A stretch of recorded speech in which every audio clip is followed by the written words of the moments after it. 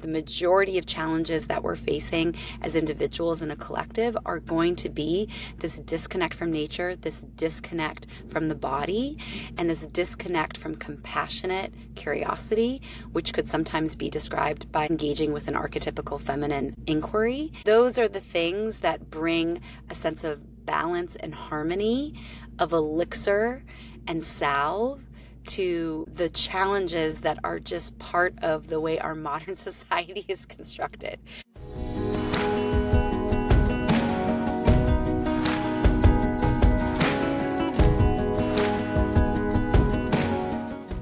Hello again, and welcome to Pleasure and Profits. I'm your host, Rachel Anzalone, and today I have a really special guest with me. I'm so excited to share with you. Her name is Rochelle Sheik. She is the founder of Koya Inspired Movement, the author of Koya, A Compass for Navigating an Embodied Life that is Wise, Wild, and Free. Also a mother and steward of the land that she lives on in upstate New York. And Rochelle has led over 100 retreats, of which I have attended probably 6 or 7 at this point, and have one on the schedule already for January. Welcome, Rochelle. I'm so excited for you to be here. Thank you, Rachel. I'm honored to be here with you, who I adore being connected to and sharing with, and you being one of my most trusted business coaches. And then also really grateful to be in this shared awareness around the topic of this podcast and all that are called to it, and reimagining how our work can be full of purpose, pleasure, and please, a little profit. Yes, absolutely. I will share how I came upon Koya and what my experience has been, but I would love for you to share how Koya Inspired Movement came to be. Well, the origin story is really being in a women's circle where one woman rose her hand and said, "Everyone keeps telling me I need to get out of my head and into my body."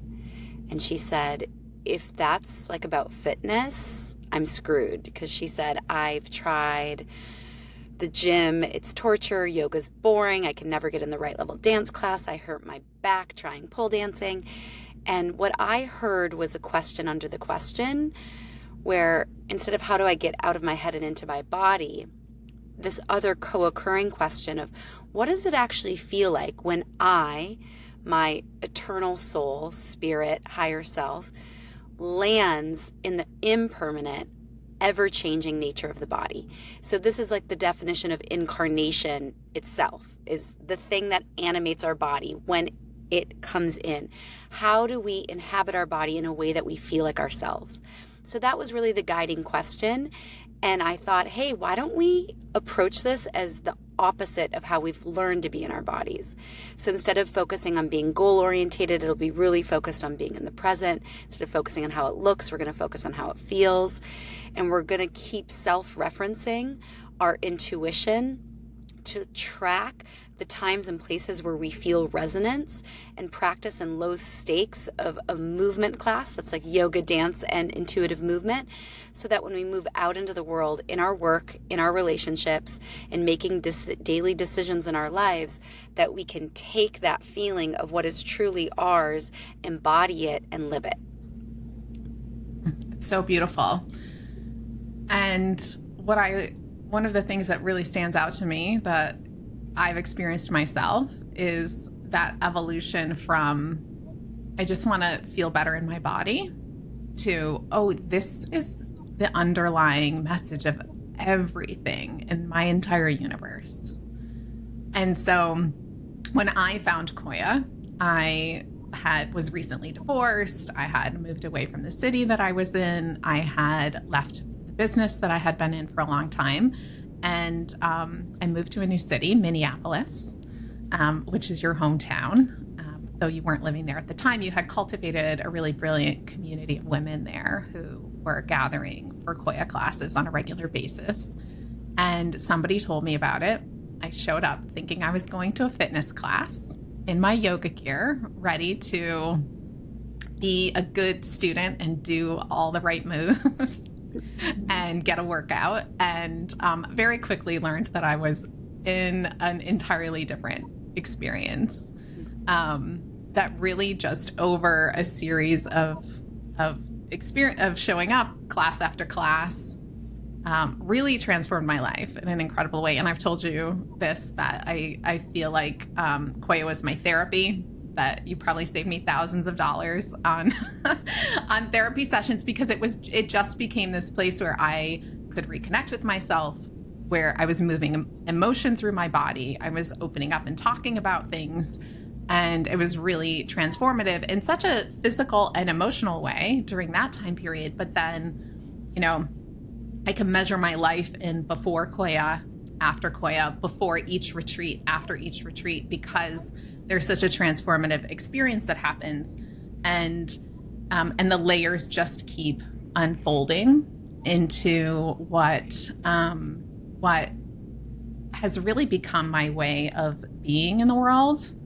And it's what I admire so much about you, and why I really count you among my greatest teachers and mentors, is that you really live it. You embody it in such a way that just to be around you and to be engaged with you and to see your example of how this work underlies everything is so powerful for, I think, for thousands of women who have participated in classes and come to retreats.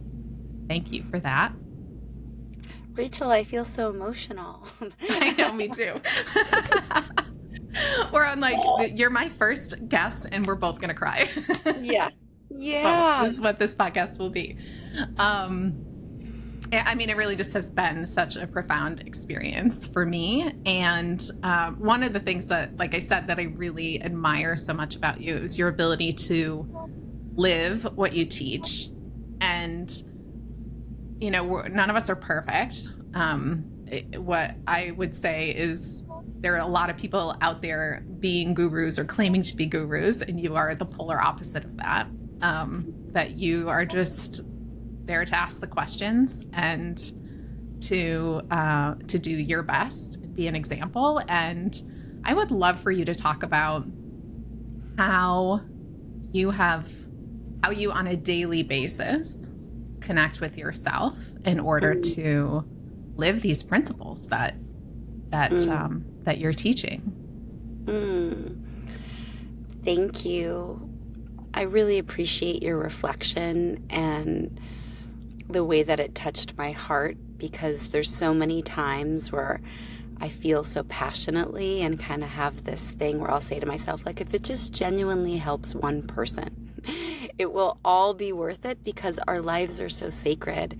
And there's so many times where things can get compartmentalized and we can leave the voice of our body, our heart, our spirit, and kind of get on the momentum tunnel of society. And so this like reconnecting with the body and reconnecting with self, that sounds like has just become the way that you live now, and that Koya has been supporting it along. I know you do so many things. There's so many things that are supporting it.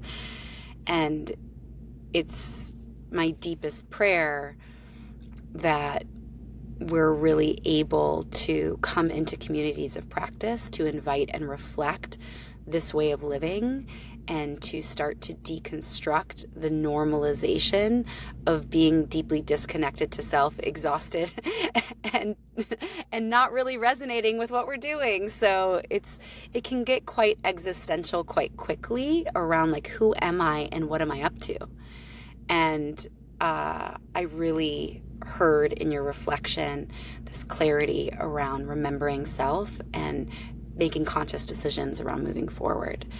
And so thank you. And then that really goes into the question around, okay, so how to stay connected to self? How do I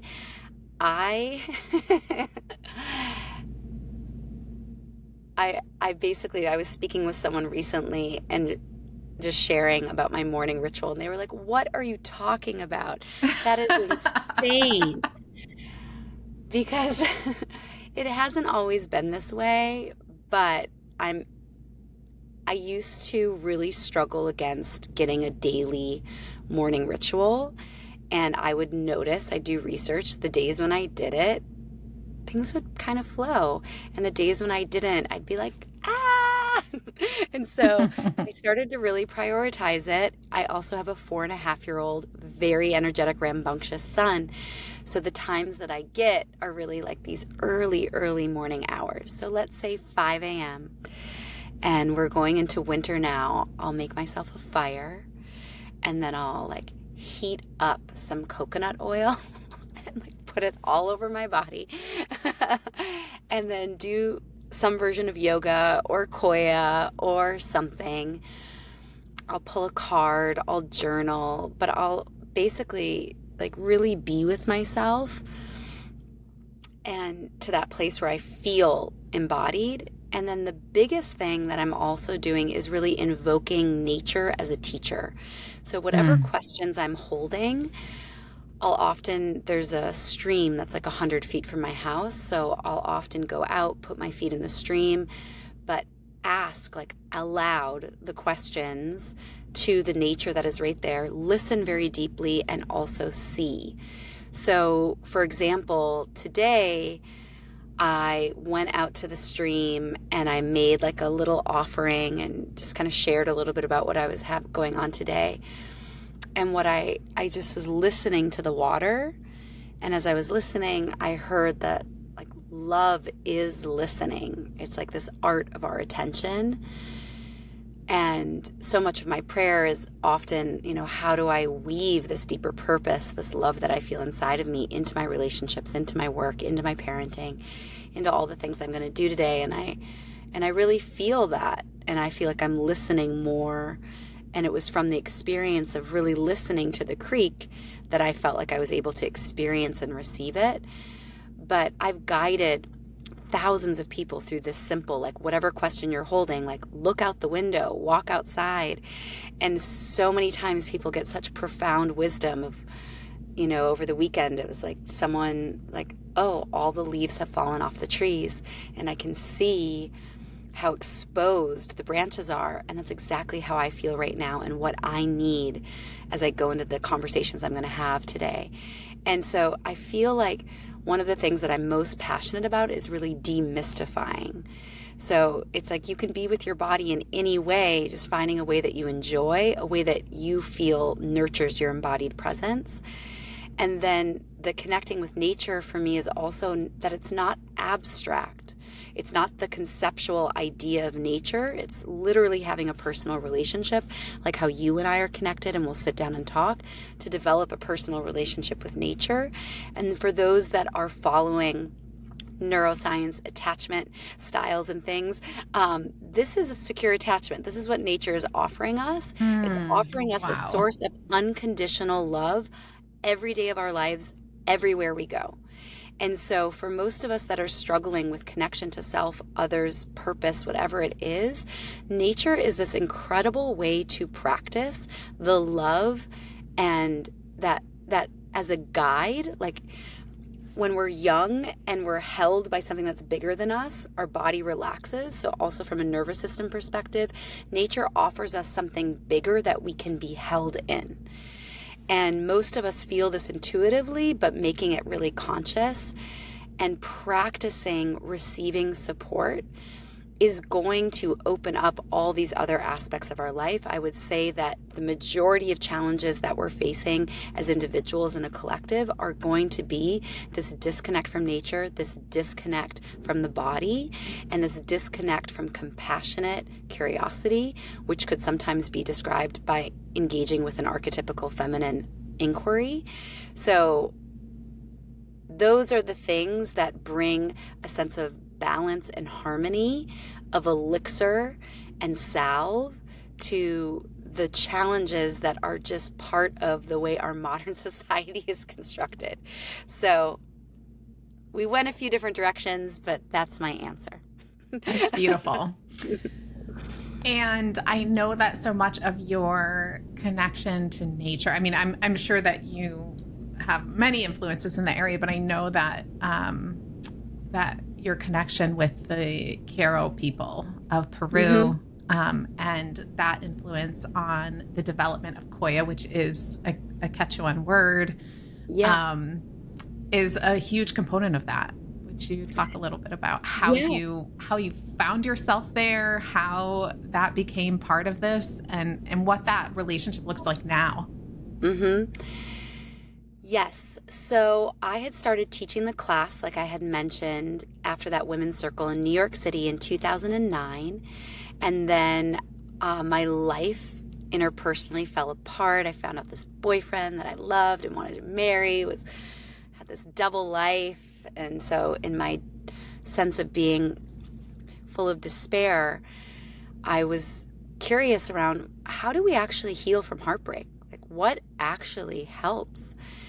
And I found that through looking at the situation from a soul-based perspective, there was a lot of medicine there. And so I signed up for this program in Peru studying energy medicine, soul retrieval. And when I was there, I was going with this big prayer around my purpose. And in hiking this mountain called Salcantay, I went and basically said, dear spirit, please tell me what to do. And if you make it clear, I will listen. And it was a 5-day pilgrimage up the mountain, got my journal.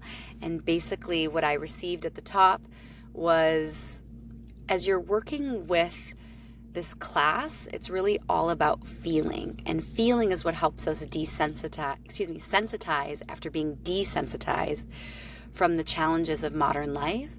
And that as we feel, we're really looking at awakening this sense of living a lifestyle of reverence, like living in alignment with ourselves, our heart. And the Caro teachings, the culture has one main law, one rule, and that's of right relationship. So the progression, that was 14 years ago. So I've gone on a very, very big journey.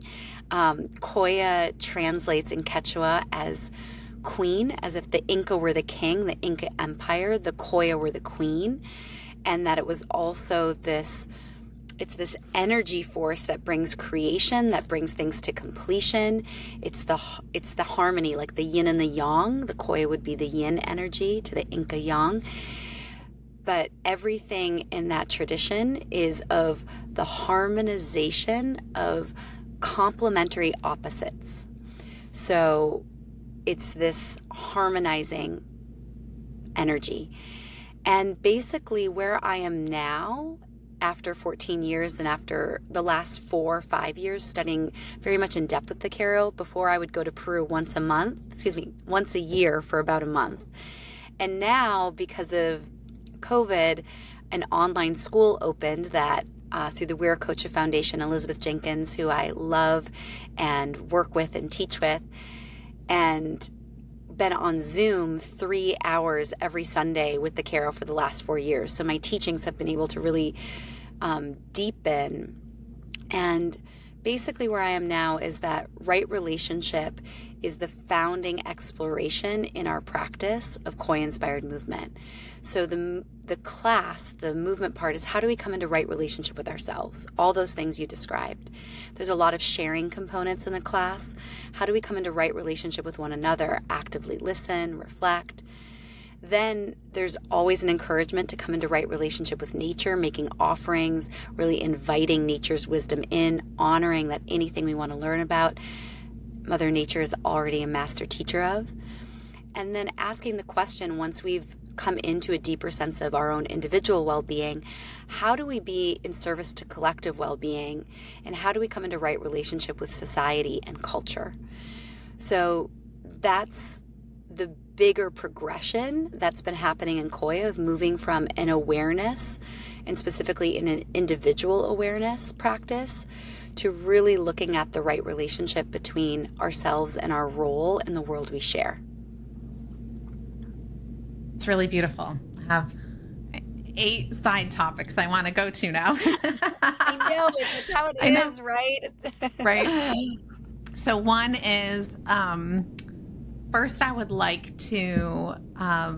for you to share about the relationship with the Caro and what their experience is of teaching you and others on Zoom, which I think is really cool. And I've actually been on a couple of calls where they were teaching and sharing, and it's really beautiful. And I know that some of the women came to Costa Rica this year for the first time. I would love to hear a little bit about that and how this relationship has evolved that is really allowing them to share their information in a greater way to the world through teachers like yourself and like Elizabeth. Yes. Well, let's see here. I feel like one place to start is that I had done a formal ceremony with them a few years ago to ask permission to use the name Koya. And the response was one of the things that I love so much about working with them. Is I feel like so many of the things that they'll share feel like brilliant common sense.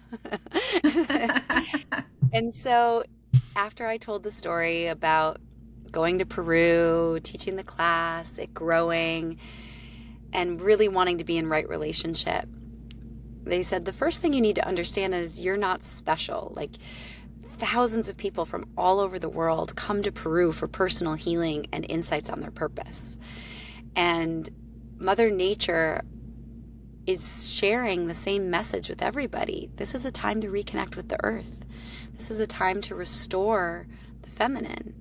This is a time for really coming into harmony and finding the practices that do that. And they said the difference is you did something about what you heard. And so they said, congratulations, you can hear mountains. This is the message of this time. This is the medicine of this time. But they're like, they really wanted me to understand, like, you didn't get a special message. This is like the world we're living in now. And so that being said, I share that because this is really their purpose. So for them, the messages they're getting from Mother Earth are share with everyone, empower teachers, tell them to share with people. It's basically can be really, simplified into get your feet on the earth and listen for your instructions. And so everything that the Karo are going to share with you are practices around how they get into a sense of right relationship with nature and trust what they're hearing. But that it's time to reestablish personal relationships with nature. And so one of the main ways that one does that is by making an offering. And there are beautiful traditions of ways to do that. And at the center of it, they'll often always say the most important thing is that you do it with your whole heart. And so when I work with people in retreats, often I'll do that through storytelling. So instead of saying like, thank you to the water, and water becomes abstract or intellectual, like think of a time in your life where you had a deeply healing experience with water.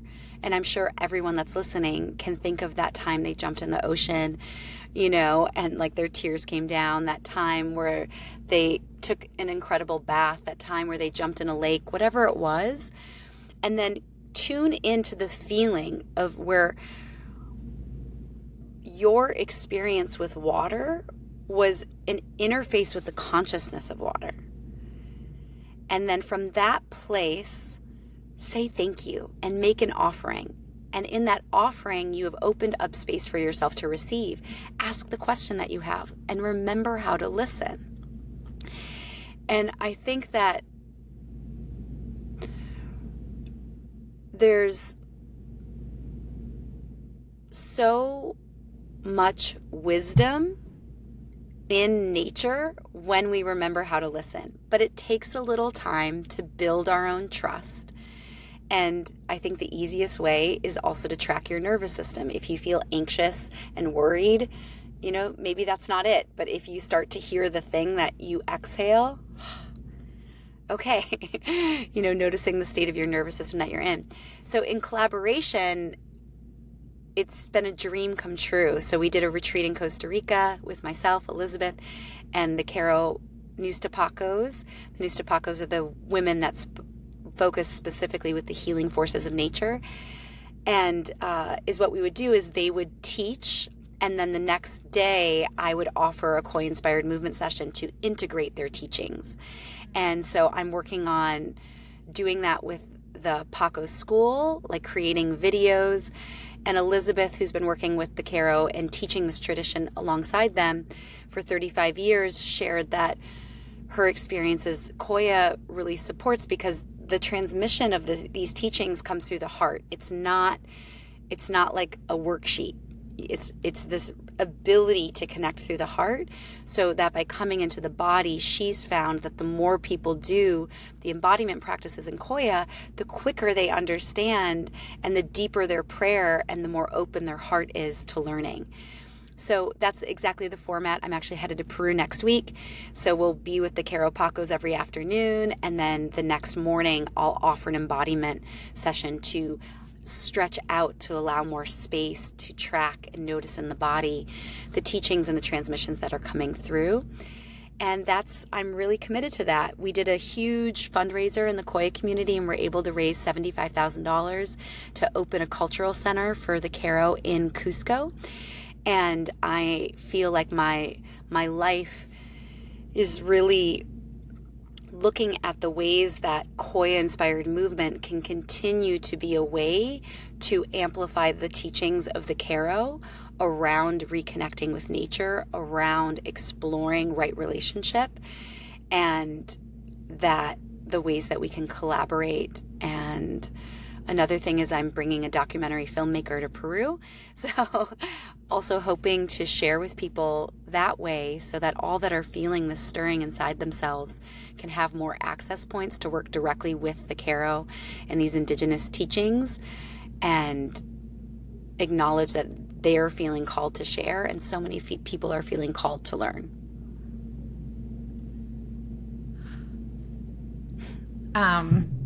Again, I know.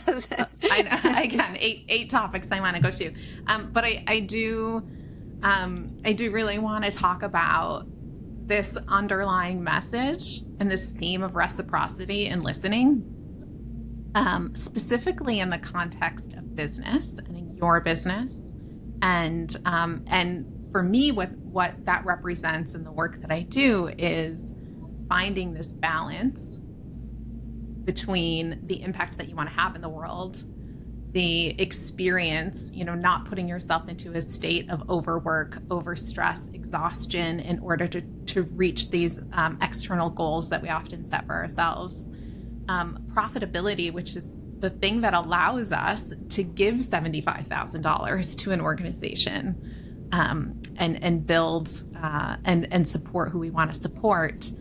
And that so much of what I see, and while I've worked with you as a coach and a mentor in some ways, I'm also learning from you simultaneously around all of this. One of the things, and I think I shared this with you at the time, you messaged me one day and said, I didn't get the thing done because I woke up and I was called to go to the river, and then I went to the river, and then all of a sudden hours had gone by, and I thought, I just love that you listened to that, because then while you were there, you received a message that impacted what it was you were going to create. And if you had ignored that calling and sat down and made yourself do the work regardless, you would have then had to redo it at some later point, or it wouldn't have been entirely resonant. And so let's talk about that and how you have built your business, grown it, and how you continue to evolve it with, you're a smart businesswoman. You're not just off in the ethers, woo-woo, not connected to anything that's going on here. You're a smart businesswoman. You've built something that really has had significant impact, and you listen to yourself. And you are you're focused on this reciprocity through the work that you do. Thank you. It's such a dance to complete the tasks and things that need to be done. But it's also this thing around not about what you do, but the state of consciousness you're in as you do it. Yes. And so I would say one of the things I hear so often with the Caro is get connected. And if you're not connected, that's your priority. And then once you get connected, stay connected. And so what does that mean? You know, how do you feel that you are in alignment with your life force, with the things that are happening around you, but that where you're in resonance, you're in relationship, you're connected, versus I'm completely disconnected, but I'm just checking off things. And I've found that when making decisions, I want to get into the most connected, conscious place I can, because the quality of content and decision making is extraordinarily, exponentially higher. And of course, very human, and days where it's like, okay, today is a trudge day. Who is going to read these emails if it's not me? I've been at the river all week, but so I guess I just mean to say that I have a deeper trust, but I really push the edge of, completing things, quote unquote, on time. However, I think for me, it is that deeper noticing of alignment. And if I'm not aligned, this is just not the place. This is not the time. And so I pay for that. I always give myself permission to do an experiment. Like sometimes there's deadlines and it's like, you just have to have it done. And so I'll be like, okay, this contract says it needs to be signed for this retreat center. I don't have 100%, but I have like 85%. So sign it. Let's see what happens. And then I'll just notice.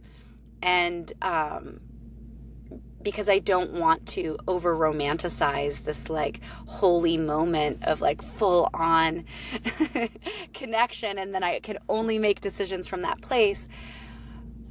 But I think it's just wherever you are, noticing where you are and then being in that experiment. And then the best that we can, of course, all day, every day, how can I drop into a more authentic, resonant, honest place where I can listen?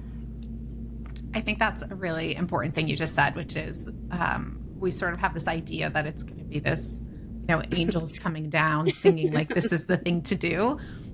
For me, what I notice often is it's like, this actually just doesn't feel good, this thing, right? Like I'm not excited about it, or it feels like I'm pushing a little too hard, or, I've been procrastinating it.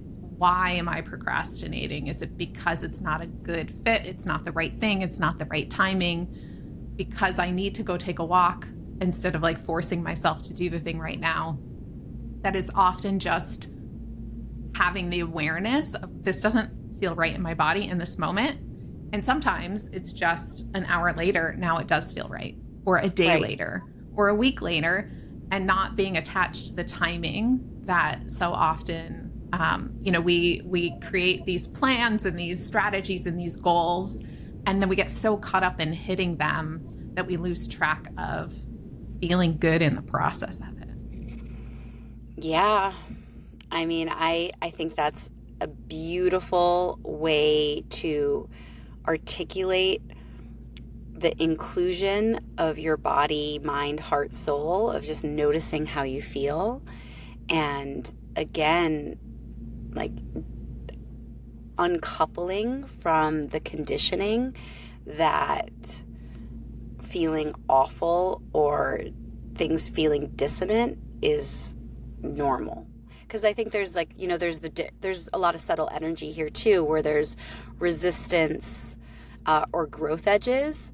Yes. But then there's also like knowing your own system and your own body well enough to know what yeses and nos and maybes and growth edges feel like. Yeah, I feel like that's the key thing, is that there's no right or wrong. It's just getting to know yourself well enough to know what's right for you. Yeah, and permission to like really like get a little journal down. Like I made a decision journal. I made this decision and this is how I felt about it. And what happens? And there's no, there's no like class that you take and then you're just like, now I know how to do this. It's really just like any relationship. It's the relationship you have with yourself. And it's about getting to know yourself in layers, or remembering, which is a word that you use a lot that I think is really important, is that, you know, much of this we knew as children, and then we've forgotten it through conditioning. And so it's remembering those things that were true to us then. We knew when we were hungry. We knew when we needed sleep. We knew when we were ready to play. We knew when we needed a hug. And we lose track of those things through the conditioning of life, of our society or culture. Yeah. And I think that from a nervous system perspective, it's also like those things are going to happen. And so let's say you do have to override, you have to do something even though you're tired, you have to, you know, whatever. It's just also noticing that and then offering the repair, offering the compassion. Like, okay, I have to push for these 3 days, but then I'm going to take a day off, you know, and take care of myself. So that there's space for, you know, living a human life in 2023, almost 2024. And also that by living life, there's also an inclusion of the honest experience we're having. Yeah. And back to this, this idea that we often have that things need to be like big and flashy and profound. I want to go back to, you talked about your morning routine, which I think is epic. and I've had various versions of, you know, longer or shorter morning routines at different times. Something that I think is really important to think about, because, you know, people have different circumstances. They have children, they have spouses, they have busier schedules or less busy, you know, like whatever those factors are that contribute to the amount of time that they have in their day, is that the key thing that you said was finding the things that allow you to really be present and be connected with yourself. And that could be 5 minutes, or that could be 5 hours, you know? Yeah. And there's no formula. It's finding what works for you. And I think that's true throughout your day, that sometimes it's just taking 3 minutes to do some heart breathing, or just, you know, maybe you don't have 20 minutes to take a walk, but could you step outside and just let the sun hit your face for 30 seconds and take a breath and then go back, and finding those small ways to reconnect with yourself in the morning, throughout the day, to set yourself up to be able to be more present and to make decisions from the heart and all of that. That it doesn't have to be, you know, I threw my whole life out the window and started over.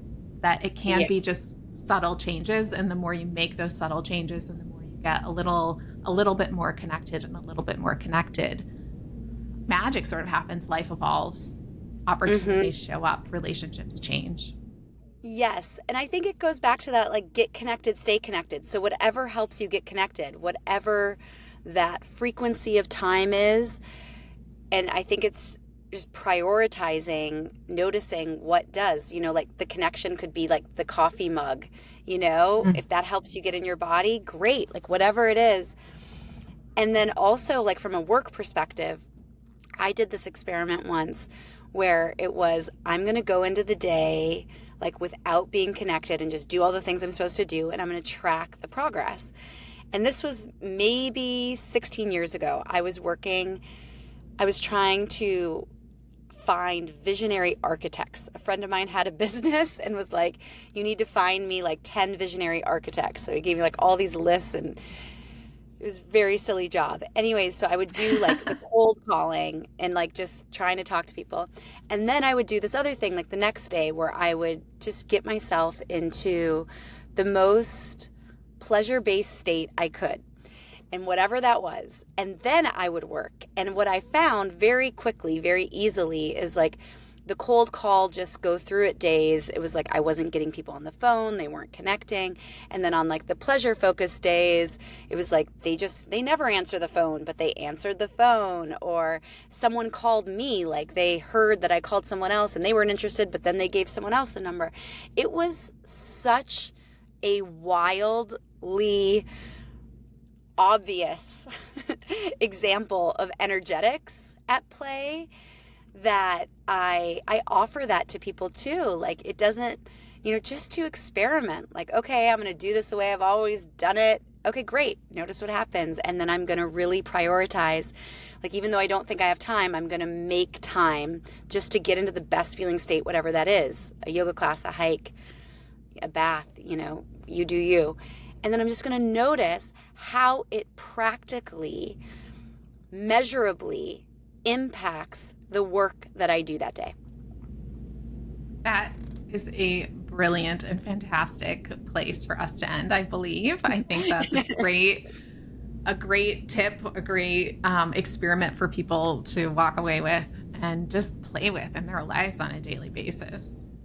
I mean, what's the harm? It's like, oh no, I should have not connected to myself. I can't believe I took 30 minutes for that class. It was so stupid. It's like, no, there's like no one that like isn't in their body enough or couldn't like do with a little like reconnection time. So like in this experiment, there's very little harm. There's very little harm. And I love that it's an experiment because you're just testing, like, let's just see what happens if I show up this way instead of that way. Yeah. Yeah. I love it.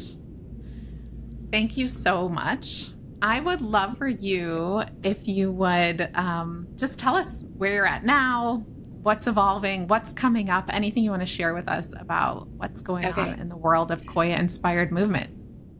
Yeah, I've been working on a new website for a long time. So once that's up, there's going to be a free offering called Resonance. And it's really about nourishing your nervous system. And so there's these really simple ways to drop in. And then there's also a program called Return. And it's a 10-day journey to come back to your body. And so it's getting these daily emails that are so beautiful with movement rituals and opportunities to take some of the ideas we've talked about here. And then I also lead retreats. I also do facilitation training. I think that's one of the things after leading 100 retreats over the last 14 years, I do deeply love it. And I'm feeling really called to support this next group of people that really want to focus on facilitation, whether that would be movement, being a teacher of something else, or a community organizer and bringing people together in ways that create a lot of embodied presence through movement, heart connection through ritual. And I also am really passionate about something I do called LORE, which stands for Lifestyle of Reverence Every Day. And it's a monthly membership community where there's an invitation to drop in for live sessions or access recordings. But like what we're talking about with this daily practice is really this. LORE stands for Lifestyle of Reverence Every Day. So what do we do to bring us into a place of presence and of being able to navigate the sacredness of our lives in ways that are nourishing and fulfilling? That is beautiful. We will certainly be sure to share your links to all these things. And I just want to add that you are teaching facilitation. You support other teachers in learning to be better facilitators, and you are without a doubt the most skilled facilitator I've ever been in the presence of. We'll end with one beautiful compliment for you, which is always your ability to be present and just allow things to unfold and to trust that people can be there for themselves, to trust that that we all have the ability to get what we need and to care for ourselves in the way that we need to be cared for. Is a really beautiful experience, and it's just a testament to you living the work that you're teaching. And so thank you for that. Thank you, Rachel. And thank you for being here. And thank you everyone for listening, and we will catch you in the next episode. Have a great day.